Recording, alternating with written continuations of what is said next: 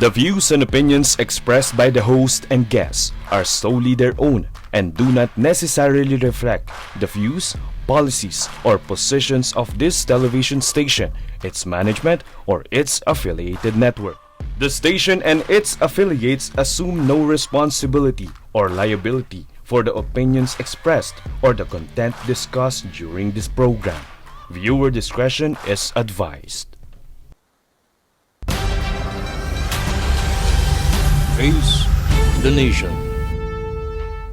Nagpapatuloy po ang ating talakayan dito sa Face the Nation at kasama pa din po natin si Attorney Raul Lambino. Napakaganda ng iyong mga sinabi kanina na nagbibigay naman ng dagdag kaalaman sa ating mga mamamayan kung ano nga ba yung pwede nilang asahan. Kasi parang ang sinasabi, intahin na natin, kailan ba ito magaganap? Pero ngayon, meron pala tayong mga kailangang malaman at sundin base na rin sa proseso na pinagdadaanan ng Senado. Lalo't-lalo pa, patapos nga ang 19th Congress ngayon. So ngayon naman, Attorney, dumako tayo, simula't-simula pa nung dalhin sa The Hague at dalhin sa ICC, si dating Pangulong Rodrigo Duterte, sinabi mo na wala talaga itong due process. Tama. So, kumusta na po ngayon? Ano na po ang update? Kasi syempre, madami din naman talaga tayong mga mamamayang Pilipino, maging pro-Duterte sila or hindi.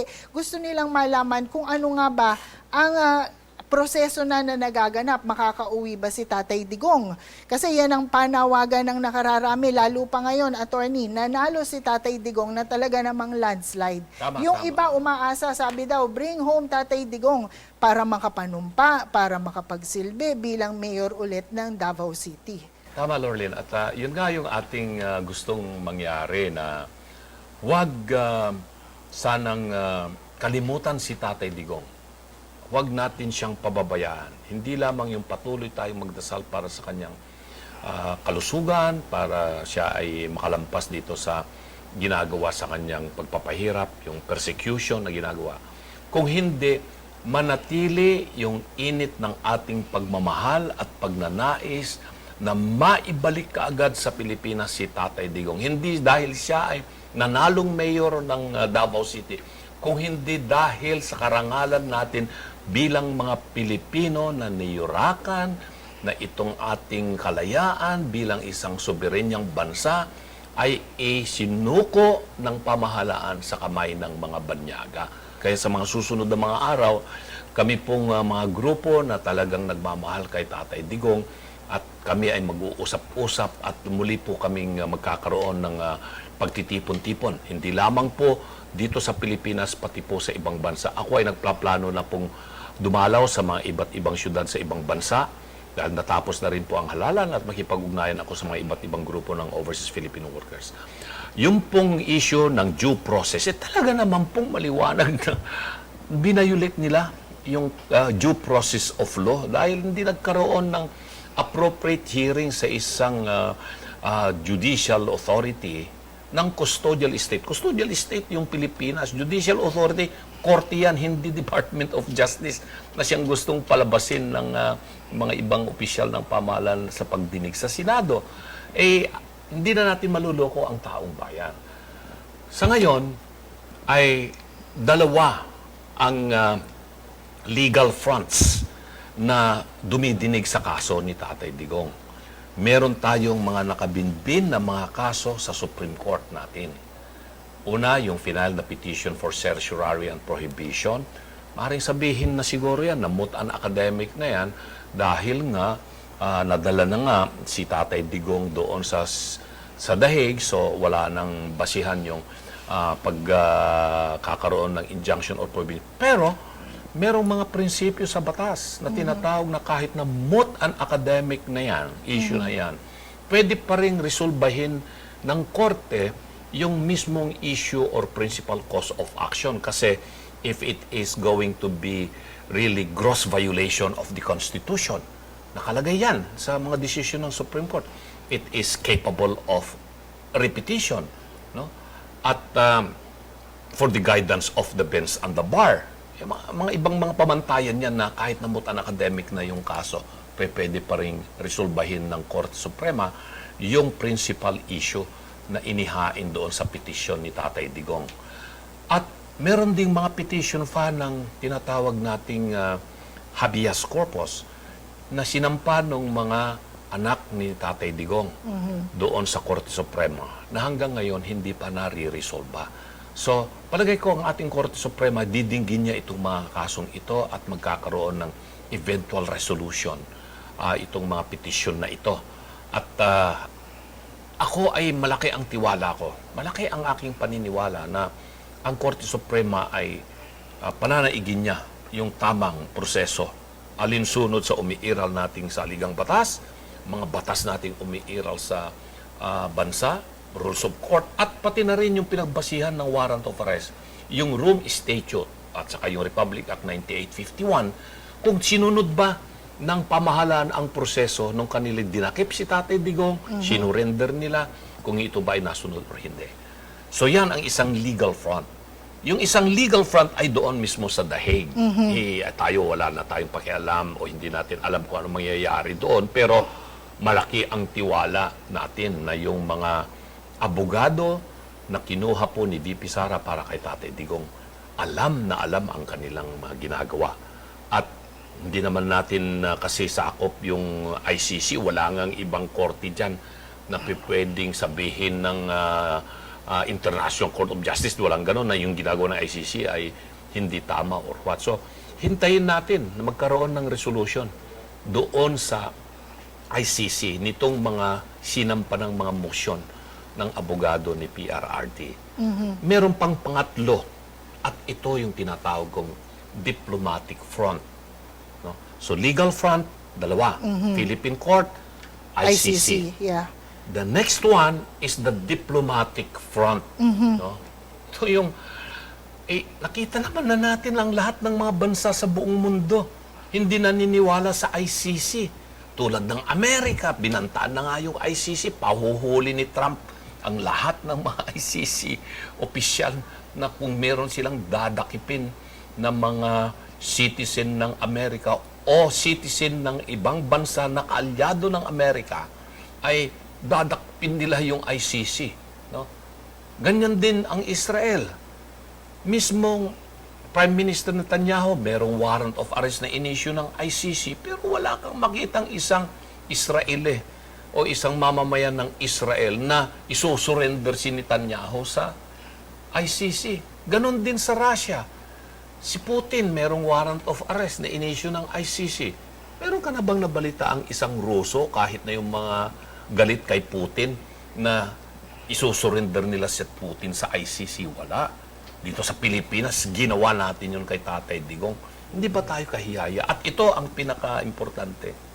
Yung isang original member ng International Criminal Court nung ito ay binuo, yung Hungary mismo, isang bansa sa Western Europe, umatras na at umalis na rin sa ICC. At marami na rin mga ibang mga bansa na maalis sa ICC. So that is, diplomatically speaking, isa na matauhan itong gobyerno ng Pilipinas. Sinasabi rin ng gobyerno natin na wala nang jurisdiction ang ICC sa Pilipinas, sa mga Pilipino sa ngayon. Pero may jurisdiction Nung panahon na nung nangyari panahon ito. na yun. Di ba intindihan Oo. nyo? So, paano nga po? Kasi Ano ba violation ng tinatawag ano natin. pa ang maitutulong nitong democratic? Yun na nga sinasabi ninyo, diplomatic na to ngayon, Eto. ngayong panahon na to. Kasi iintayin natin sa Supreme Court. Pero sa totoo lang din po, hindi rin naman mabilis ang desisyon ng Korte Suprema. Dahil syempre, yan, titingnan din nila. Yun sa ICC, yan ang sinasabi mo din, attorney, wala talaga tayong kontrol eh. Kasi hindi na talaga, wala na dito talaga sa Pilipinas yan. Maghihintay lang din tayo. Pero sinabi mo, magagaling yung mga abogado ni Tama. Tatay Digong doon. Pero ano ang aasahan natin na pinakamadali? Kasi ang iniintay naman natin at ng taong bayan, sige, dinggin yung kaso, ituloy yung kaso, pero sana nandito sa Pilipinas at maiuwi na. Tama. At alam mo, Lorena, ito, hindi ko alam kung matutuwa ako o matatawa. Itong nakaraang araw, nagkaroon ng interview at sinagot ni Pangulong Marcos na kung siya ba ay nakahandang makipagbate at makipagkasundo sa mga Duterte. Pasan, sabi niya. Oo, marami na akong kaaway, sabi niya. Gusto ko kaibigan. Makita niya kung talagang sincero siya sa pakikipagkaibigan o pakikipagkasundo. Dahil ang pakikipagkasundo rito ay hindi lamang sa pamilyang Duterte. Pakikipagkasundo sa mamamayang Pilipino. Ang importante dito at ang mamamayang Pilipino ay ipinadama nila, pinakita nila yung kanilang galit nitong nakaraang halalan. Kaya natalo lahat ang kanyang kandidato na senador eh. Sino bang kandidato niyang senador? Yung nasa Partido Federal ng Pilipinas. 3 sa lahat ng kanyang kandidato sa Partido Federal. Natalo. So ang pakikipagkasundo rito, hindi lamang po sa mga Duterte, kung hindi po sa mamamayang Pilipino. At isa sa dahilan kung bakit galit ang mamamayang Pilipino ay dahil sa ginawa ng gobyernong ito kay Tatay Digong. Pero ang tanong ko sa iyo, attorney, kung yan sinasabi mong mga dahilan na yan para maiuwi si Tatay Digong, sa palagay mo ba kung magdesisyon ng presidente at sabihin niya, sige, sabi mo nga, makipagkasundo siya hindi lang sa pamilya Duterte kung hindi sa mamamayang Pilipino, meron pa ba siyang magagawa para mapauwi si Tatay Meron. Digong? Kasi sabi mo nga, ICC na ang may desisyon kasi nandun si Tatay Digong eh. Meron. Kasi ang presidente ng Pilipinas, siya pa rin ang chief architect of our for diplomacy. Yung foreign relations power ng presidente ng Pilipinas iyon ay nasa kanya. So, aminin niya, nagkamali yung desisyon ng kanyang gobyerno. Mali ang ginawa kay Tatay Digong. Binabawi nila yung ginawa nila kay Tatay Digong. Sabihin niya, sila mismo ang mag-initiate na lang ng aksyon at ipadala doon sa ICC. Ibalik nyo na dito si PRRD. So sa palagay dito sa mo, Pilipinas, attorney, pagkaganyan, magkakaroon ng pagkakataon? Magkakaroon ng persuasive effect. Hindi man po magkakaroon ng legal binding effect yung gagawin niya. Pero pag ginawa po yan ng gobyerno, it's going to have a big persuasive effect. At siguro baka ang mga Pilipino lumambot ang kanilang mga puso. So ngayon, attorney, dumating na tayo sa oras na talagang napakaganda ng talakayan. So ibibigay ko na lang sa iyo ang floor para pasalamatan mo muli ang ating taong bayan na sumuporta sa iyo nung huling halalan. At syempre, sabi mo nga kanina, ano ba itong si Attorney Lambino? Kakampi ka rin ng bayan, kakampi ka ng mahihirap at kakampi rin ng mga magsasaka. Na talagang whether win or lose, itong si Attorney Lambino, nandito siya sa atin para sumuporta sa taong bayan. Attorney? Ako po kasi ay pinanganak sa probinsya. Doon po ako lumaki, doon ako nag-aral. Isa po akong tunay na probinsyano at ang mga magulang ko po ay mga magsasaka at mga ninuno ko po ay sakahan po yung kanilang kinabubuhay. Kaya sanay po tayo sa agrikultura at andun po yung ating puso. Kaya nga po sabi ko, lahat po ng mga tumulong po sa akin, hindi man ko po kayo kilala. Ako rin po ay talagang nadudurog yung puso ko pag nakikita ko po yung kahirapan ng ating mamamayan. So, maraming salamat po muli sa inyong lahat, sa inyong suporta at tiwala. Asahan po ninyo, mananatili po ako sa opposition. Hindi yung opposition na destructive opposition, kundi constructive opposition.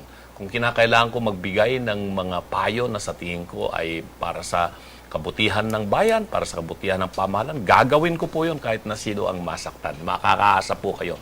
Ako ang inyong magiging boses ng probinsyano, boses ng masang Pilipino.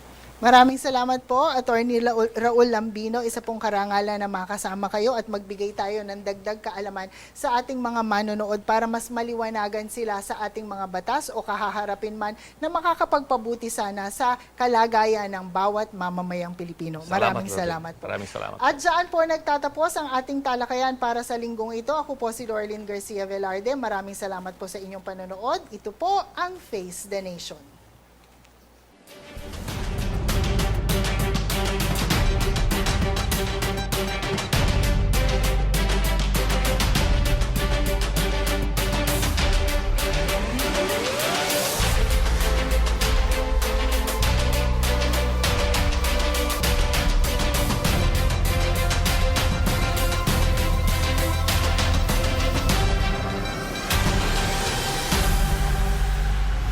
Face the Nation.